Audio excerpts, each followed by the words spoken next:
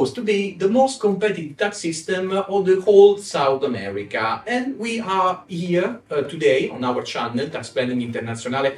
Thank you guys for watching us to discover whether or not Paraguay is really the best country for entrepreneurs, digital nomads, and investors. And we're here today with Mr. Horacio Sanchez, which is a very dear colleague and friend of mine, and actually it happens to be one of the most talented tax lawyers in Paraguay. And we'll be discovering whether or not Paraguay is going to be one of the best destinations for you guys. So thank you, Horacio, for having us today. It's a never-ending pleasure. Thank you for your time, for your expertise, of course. I wouldn't mind if you can introduce yourself just for a minute or so before starting our interview, please. Of course, Luca, thank you so much for the invitation. I'm very happy to Thank you. share with you the interview this time, and of course, thank our audience for having us and taking the time to share with us this moment. My name is Horacio Sanchez. I'm a tax attorney at Vogel Law Firm. We're a law firm that specializes in inbound investment, but we also have clients that are very sophisticated and invest abroad. So we do have a lot of experience in the tax field, in corporate department, and also every other area that requires assessment advice in business. So we have expertise to advise in everything regarding investment here in Paraguay. And that's why we're here. So let's start from the beginning. Many calls Paraguay and define it as a tax haven. So I wanna take it from here because there is a lot of rumors about it, but there is a lot of misconception. So I wanna hear it from a specialist, please. Thank you so much, Luca, for the question. It is actually a very interesting question because it helped us to address one of the most common misconceptions about Paraguayan fiscal system, because people are usually outside Paraguay are not very much aware of our country, our fiscal system, and what people hear about it is that we have a fiscal system that it has very low tax rates, and therefore people usually link this with tax haven, right? So we have to take into account, without entering into considerations regarding the characteristic or the type of condition or requirements that needs to be met for a jurisdiction to be qualified as a tax haven. It is important to take into account that Paraguay was never listed in a list of non-cooperative jurisdictions by the main international organizations, at least, not the EU, not the OECD list, not even Italy's list. Okay, right? so you're saying, no, not even Italy, actually, we have a blacklist, the last one standing as regard people moving abroad, individuals moving abroad, and Panama is not listed in this ministerial decree, which is, if I'm not wrong, from 1999. But we have Dubai, we have Monte Carlo, we have Panama, so it's totally true. From our perspective, I want to say from a European perspective, Paraguay is not defined as a technically, because that's the thing, as a tax haven. Because from my standpoint, now we are here today, of course, talking about taxes, and I appreciate your starting from an official definition of tax haven. As a professional, it's what you're supposed to do, of course. Pero, I speak a little Spanish, guys, hope you don't mind. We can even think that people, like normal people, talk about tax haven when they don't get to pay taxes, which brings me to my second question related to the territorial tax system of yours that make it look like a tax haven for a normal investor, for a normal entrepreneur. So I'm not talking about OECD now, I'm talking about a guy coming for making some business. So in this regard, what can you tell me about your territorial? Well, Paraguay actually has a territorial system, that is correct, Luca. Paraguay has a territorial tax system for natural persons who have fiscal residency in the country. That means that all the income that stems from services provided within the geographical space of Paraguay, or the revenue or capital gains that arise from assets located inside the country or economic rights exploited within the geographical space of Paraguay, is taxable by personal income tax in Paraguay that applies fixed tax rates of 8% over capital gains or revenue that stems from holding assets, or progressive tax rates that go from 8% to 10% for revenue that stems from services conducted inside the country. Nevertheless, even though if we have this territorial tax system and low tax rates, this is not enough to consider our jurisdiction as a tax haven, because Paraguay actually participates in the Convention on Mutual Administrative Assistance of the OECD, through Okay. which information is exchanged with other jurisdictions, and bank secrecy has been lifted for fiscal purposes. This means that all the information regarding taxpayers, bank accounts can be fully exchanged with other jurisdictions that participate in the MAC agreement. So you're saying, if I may interrupt you just for a second, that as a foreigner entering Paraguay for business as an entrepreneur, as an investor or whatever, I don't get to pay taxes on my foreign income. Exactly. But for the not so much simple fact that Paraguay belongs to this mutual convention, which is, if I'm not wrong, is a convention between tax authorities for exchanging information, is its transparency allow Paraguay to stay out of any black radar whatsoever. But still, and of course we have nominal tax rate, and if we do business within the border of Paraguay, we do pay taxes. But as a foreigner exploring the chance of getting a tax residence or something, taking care of his foreign business. So for foreign, I mean out of Paraguay, that might be an interesting ground not to pay taxes. But you should be aware that Paraguay exchange information, not only exchange information, but let's say cooperate actively with tax authorities all over the world. That's my interpretation. Exactly. Precisely that, you nailed it. It's precisely that. Great. It's very, very correct and very precise. Since I'm doing this business since 22 years. Yeah. It is. But It is precisely I'm that. trying to elaborate for the audience, Yes, yes. a little bit. Okay, so we'll get back to the tax system later on. For the moment, I'm interested on the bank system, which is the second thing that entrepreneurs and investors take a look at. What about it? How hard it is to set up a personal or company bank account? And again, about transparency, if you may tell us something. Of course. Opening a bank account in Paraguay can be relatively difficult especially if the foreigner is a natural person or a company that does not work with a bank outside Paraguay that has another bank in Paraguay which it has relations with. So that might be the main challenge, because KYC procedures here in Paraguay can be difficult. Paraguay is actually right now our financial system is in the process to obtain the KYC regulatory framework approved by the Internal Revenue Service of the US approved.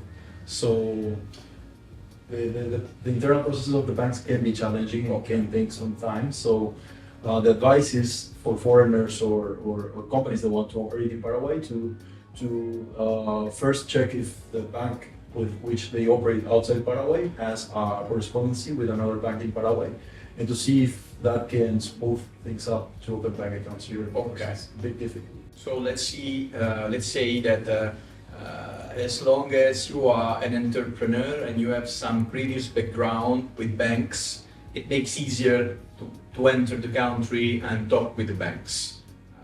If you have some history, some background as an entrepreneur, so or even better, if you have some relationship with banks that already from Paraguay that already operates abroad, of course, it makes it easier. And actually, I think now that you are in a status de paseo, you are in a kind of lost in translation. I mean, you've been implementing a lot of news as regard KYC, as you were saying. This doesn't help in this historical moment, because banks are probably overwhelmed with new implementation procedures. So it's getting better probably in a couple of years. But in the end of the day, I guess that with good lawyers, with good connections, in the end of the day, if the business is serious and the person is serious, you get to open a bank account. Exactly. Yes. Exactly, Yes. It might be troubled the process, because però lo vamos a conseguir. Okay. Exactly. So going back to the I opened the video by saying that Paraguay is the most competitive tax system within Latin America. Can you tell us a little bit more about this? Yes, sure. Thank you for the question. This topic is very interesting because actually Paraguay was, for the second year, was qualified as the most competitive tax system in accordance with Florida International University. And in their analysis, they concluded that Paraguay was a country that had the fiscal system that was at the same time the most competitive and the most neutral from a fiscal perspective, which is interesting to point out because this helps to not only to attract capital and investment, but also to see that our fiscal system is designed in such a way that from a legal perspective, it has no interference in the economic activities of entrepreneurs and companies, and at the same time, it has low fiscal pressure. Besides this investigation from the University of Florida, which is very interesting, we also have the weighted average of fiscal pressure from the OECD, right? Which, in accordance with their analysis, states that Paraguay has an average fiscal pressure that is around 15% in accordance to fiscal revenue versus GDP. This is way less than the average of the region, that it's around 22% for Latin America. That means that Paraguay has all in all a very neutral fiscal system that at the same time has low tax rates, that it makes it competitive, but at the same time operates at an international level because it shares information, participates in all the agreements. Paraguay has even signed the framework for minimum standards, so it's obliged to implement those. Congrats, guys. It's probably one of the few. That's so far. Yeah. It seems like you've been working a lot with foreigner investors these days because this competitiveness should attract a lot of people, a lot of investors from abroad. And from abroad, I mean South America, but even out of South America, I guess so. Exactly, Luca. Yes, this competitiveness has attracted foreign investment from Europe, mainly Europe. I can see by myself, real estate, the status in Paraguay is booming these days. Yes, it is moving. We can see a lot of construction of corporate buildings, a lot of apartment buildings. A lot of it stems from foreign investment. So, Which is very good, actually. Even because the World Cup Championship, as we were saying, is about to come. Yes. In 5 years. So actually, you don't have much of the time to develop new infrastructures. So good luck with that. You know, because I've experienced it in Europe, even in Italy, when I was a baby in Italy during the 90s. Oh. We hosted the championship and it was a mess. You know, we didn't have infrastructures. But anyway, this is another story. Since you work a lot with expats, with foreigners, not only companies, but even expats moving to Portugal, wanted to invest in Portugal anyway, in your knowledge, there are some patterns, some mistakes that you see regarding in people coming to Paraguay for business, let's say so. Yes, that is a very, very good question actually, Luca, because foreigners usually, as we were mentioning before, they perhaps might not be that much aware of the country, of the local tax rules. They never are, worldwide. My experience worldwide, clients usually, go all in, but they don't really get to understand that there is a tax system, especially in places such as Paraguay or Panama, some tax haven between the brackets again, because they think like everything is allowed, no? So they go all in, and every time it's a mess for me to make the MBA. So, but please, I didn't want to interrupt you. No, it's actually a very good comment because it's normal. It happens everywhere. So it's what the most common mistake is what Luca was precisely mentioning, that people usually come here and they assume that our local norms are very weak, and authorities might not check on them, but it is not advisable to come to this country and without a plan, without a clear identification of the items of revenue that should be taxable here in Paraguay, and the items of revenue that should not be taxable. So that is a main concern that I have when people come here to the country, because sometimes foreigners are not very much aware, or are not fully do not fully understand the territorial system and what does it imply.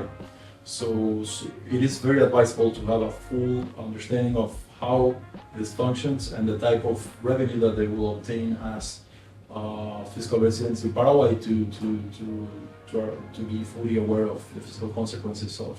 Even with capital gain, I saw it, sorry again for interrupting you, I saw it, I was talking about with our colleague in Panama a couple of weeks ago, which has the territorial system as well. There is actually a tax code defining source of income and what's territorial and what's not. Exactly. It's not like, everything you do out of Paraguay is not subject to tax. So Paraguay has its own rules, which makes it one of the most competitive in South America, because the tax code define the competitiveness of a country. So like there are many rules to be respected and to be met, but we can say maybe at least the tax authorities are not very aggressive. And most of all, what to me makes Paraguay very reliable is the political system, which is very stable. Which is very stable. In this regard, can you tell us something about how stable is the country, even geopolitically speaking? If there is some diplomatic misunderstanding, within the Mercosur area, how is going Paraguay and where is going? Excellent. Paraguay is actually very stable from not only a political perspective, but from the macroeconomic perspective also. It's very stable. We have the oldest currency of the region, which is the Guarani, and we have very low inflation, less than 4%, around 3% yearly inflation rates. So we are not the typical, Which is not very common in the area. Yeah, exactly.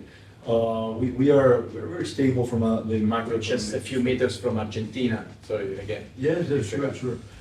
Yes, of course, countries in the region have their own challenges, and we hope that every country can reach stability. Of course, Paraguay has a lot to improve in many areas: infrastructure, public health, public services, of course. But nevertheless, the stability from an economic and political perspective should be pointed out, because this is very interesting for long-term investment, because we do not have political turmoil or any type of social unrest or any type of social conflict that may affect investments in the country. Actually, we have democracy from 1989, and even though it's not a perfect democracy anywhere in the world, democracy has its own flaws, but we have a democratic system that functions relatively stable. Well, it's very interesting, and it's very important, especially these days, because unfortunately, geopolitically, everybody knows that we've been experiencing something like between 50 and 60 wars all around the world. And some other region that used to be stable might not be as stable as they used to in the next future. We have all the Middle East these days. I'm plenty of clients in Middle East, look in South America in this very moment, because of the instability of the region, not economical, not political, but I'm talking about the war between Israeli and Iran and all the area. Africa has never been stable, let's say. But even in Europe, we have our problem within the European Union itself. And actually, these days, people is escaping from the European Union as individual, especially because we don't have any stability, politically speaking. Even Italy, if I may say, we found a little bit of stability with this the Regia, with this right wing, in this last 2 to 3 years. But we used to change to switch government at each 2 years. So, it's very important for investment, it's very important for people that wants to relocate, to look for new opportunities, but at least they know that the moment they step into Paraguay, they'll be safe, they'll be taken care of, the political system wouldn't change the laws, it is something that happens every day on a daily basis in Europe. So let's say la certezza del diritto, the certainty of law, is something that you are aware of about this, if I may ask. You know, how often have you seen in your experience a law changing in a specific field, in taxes in this case, of course? Yeah, that's a very interesting question because also it's connected with the possibility to make long-term investments here in the country. Exactly. And of course, fiscal planning, considering Paraguay as a base jurisdiction. So our fiscal system has as its main qualities the stability it has. Right now we had a tax law that has been in force since 2020, but before that, the last big tax reform was in 1991. So you have more than a decade of lifespan of each tax system. And right now we have a tax law that there's no big modification inside of our tax system. It's safe enough. It's very safe. The moment we apply some rules, we know that they're not going to change. Exactly. Welcome to Paraguay. Okay.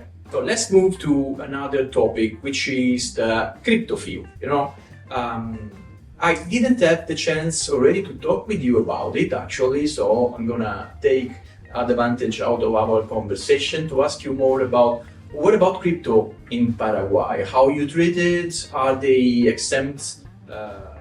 You like it? You know, what about banks? General knowledge about crypto, please. Sure, of course, Luca. It's a very common question actually for foreigners that want to relocate to Paraguay. Of course, cryptocurrency is not regulated through legislation here in Paraguay.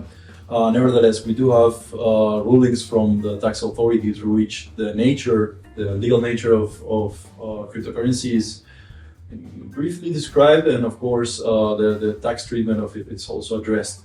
So, from a fiscal perspective, cryptocurrencies are considered as private securities here in Paraguay. Okay.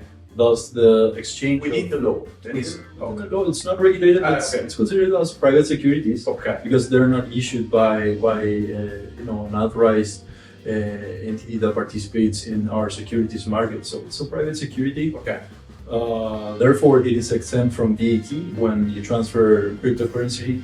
The transaction is exempt from VAT, and if you exchange cryptocurrency for another asset, then it will be a barter transaction, basically, because it is not considered as fiat. Okay. It is an asset and a private security more specifically. So it is exempt from VAT, but it's taxable by income taxes, whether personal income tax or corporate income tax. So let's say I move to Paraguay, I get my visa, I get my RUC, I become tax resident in Paraguay, and I trade with my crypto. Let's say I'm not a professional, I do some plus, some capital gains from time to time. That would be subject to tax 10%. Even if my wallet, my exchange is out of Paraguay. It depends. You have to be analyzed case by case situation. Usually, if the foreigner is outside the Paraguay and has fiscal residence, then it can be argued that the transaction took place outside Paraguay. Okay. Okay. But if the tax resident conducts a transaction within the geographical space of Paraguay, and say, for example, acquires an asset in Paraguay, paying with cryptocurrency, then the full transaction could be deemed as Paraguay. But that makes sense, because that you're using that money for acquiring a service or good within the territory of Paraguay. Yeah. Okay. But I guess it even depends on the amount of the number of transactions that you do during a year.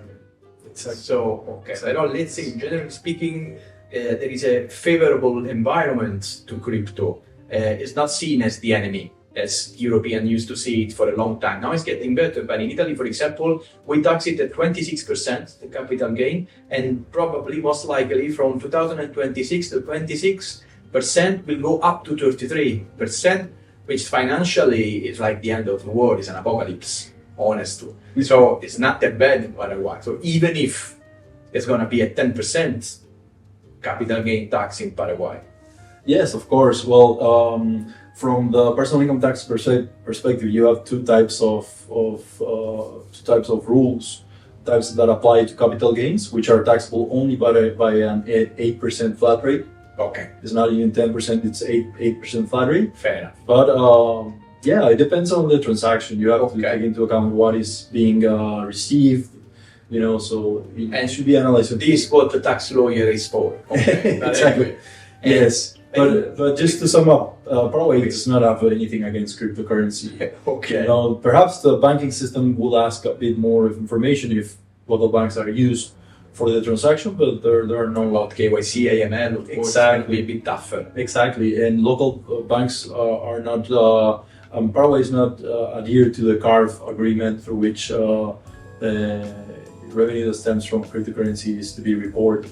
CRS, a common reporting standard, will be applied from 2027 onwards. So, it's a fully compliant country, but nothing against cryptocurrency. Very, very interesting. In this regard, if you might compare Paraguay to some other countries in Latin America, starting from crypto, in your knowledge, of course, you would say the crypto treatment, evident some other income treatment, if you want to share some thoughts with us, is better than some other countries, because the tax index competitiveness, Gary, I'm sorry for my English, but it doesn't rely only on the nominal tax rate.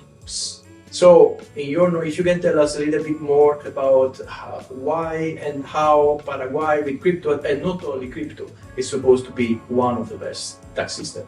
Yes, that analysis from the University of Florida takes into account a lot of yields, not only low tax rates, but also the neutrality of the fiscal system mainly, and of course the stability of a fiscal system. So taking those elements into account, they analyze how it applies or translates to different types or categories of taxes, like personal income tax, corporate income tax, property taxes. So all in all, taking into account a scale from 1 to 100, being 100 the most competitive, of 0 of course the least competitive. And the way they measure the competitiveness is actually very hard. They actually have a lot of requirements. So Paraguay is almost 70 in competitiveness, which means that it is far from 100 yet. Still far from 100, but There's some space for breakthroughs. it is for breakthroughs and improvements, but nevertheless, still the most competitive system in the region. And the reason for that is its neutrality and its low tax rates that also translate to a lot of possibilities to deduct costs and expenses. And it is also important to point out that this place in the scale has been reached without harming the international position of Paraguay as a fully compliant country. Okay, I'm asking you this for a specific question, for a specific matter. For example, in Europe, Estonia so far has been listed like the first one when we come to tax competitiveness index. Okay, so Estonia. But Estonia is not exactly the place I would advise my clients to move to if they're coming from abroad, from out of Europe, for example, for many reasons. Okay, not only for tax reasons, because yes, it's very competitive, but in the end of the day, you get to pay between 20 and 26% tax rate. So again, tax competitiveness is not only about tax rate. But it brings me to people that want to move to South America. So in this very case, by knowing the tax system all around the borders of Paraguay, and then I'll ask you, but I want to share my opinion with you. A lot of people from Europe, from Canada, from America want to move to Colombia, want to move to Brazil, for example. But there, the tax law is really a mess. With all due respect, guys, I don't want to offend nobody. I'm an expert. I'm just coming from Colombia. I'm going to Brazil. These are places I love the most, like all of you. But as a tax resident, honestly, if I wanted to move to South America, and it's part of the plan, by the way, I would take my tax residence in Paraguay. Then, of course, the 183 days rules, and there are things to be respected. But in this regard, that was my question, actually. What would be your suggestion for people that want to relocate to South America? in this regard. So what do you think about what I just said? Oh, that's actually an excellent comment, Luca, because people usually want the best of all worlds, right? Exactly. Yeah. So Always. always, right? The best of everything. So, and it's not always possible to get the best out of everything, but We do our best. yeah, we do our best together. But the thing is that if you consider Paraguay as a jurisdiction to have tax residency, then the benefit is that we do not apply the 183 days rule to have fiscal residency here in the country and to maintain it, which is also important, right? So if a foreigner or natural person wants to operate through Paraguay as a fiscal resident, then it just needs to comply with migration laws, which require a presence, a physical presence in the country when they have temporary residence permit of at least once a year.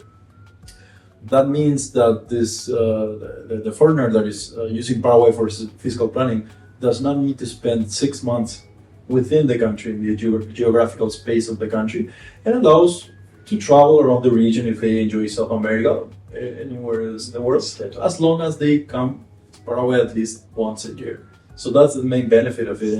They can issue invoices, legal invoices from Paraguay, which is a fully compliant country by OECD standards, as we have mentioned before, and that's the main benefit, I would say.